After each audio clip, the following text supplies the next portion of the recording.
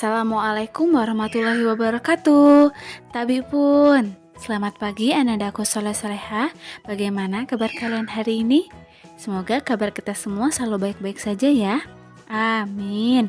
Hari ini kita memasuki tema 2, subtema 1, mata pelajaran Bahasa Indonesia KD 3.4, menggali informasi penting dari buku sejarah menggunakan aspek apa, di mana, kapan, siapa, mengapa, dan bagaimana.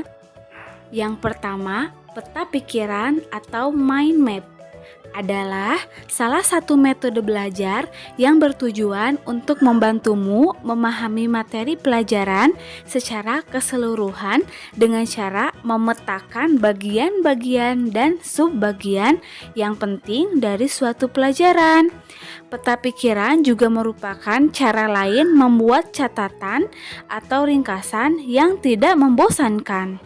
Dalam bagian peta pikiran, catatan atau ringkasan dibuat dengan kata-kata singkat, warna, garis, dan gambar. Manfaat dari kegiatan belajar menggunakan bagan peta pikiran antara lain: 1. Membantu proses belajar secara menyeluruh. 2. Lebih mudah dalam konsentrasi. 3. Melatih kreativitas. Dan 4. Lebih cepat memahami dan mengingat materi pelajaran. Soleh-soleha, peta pikiran dapat dibuat dengan menggunakan kata tanya loh. Menggali informasi untuk membuat peta pikiran menggunakan unsur 5W plus 1H. Apa sih 5W plus 1H? 5W plus 1H yaitu W yang pertama, what, artinya apa. Kata tanya untuk menanyakan hal atau peristiwa yang terjadi. W yang kedua adalah who, artinya siapa. Kata tanya untuk menanyakan seseorang atau pelaku yang terlibat dalam suatu peristiwa. W yang ketiga, when, artinya kapan. Kata tanya untuk menanyakan waktu terjadinya suatu peristiwa. W yang keempat, where, artinya di mana.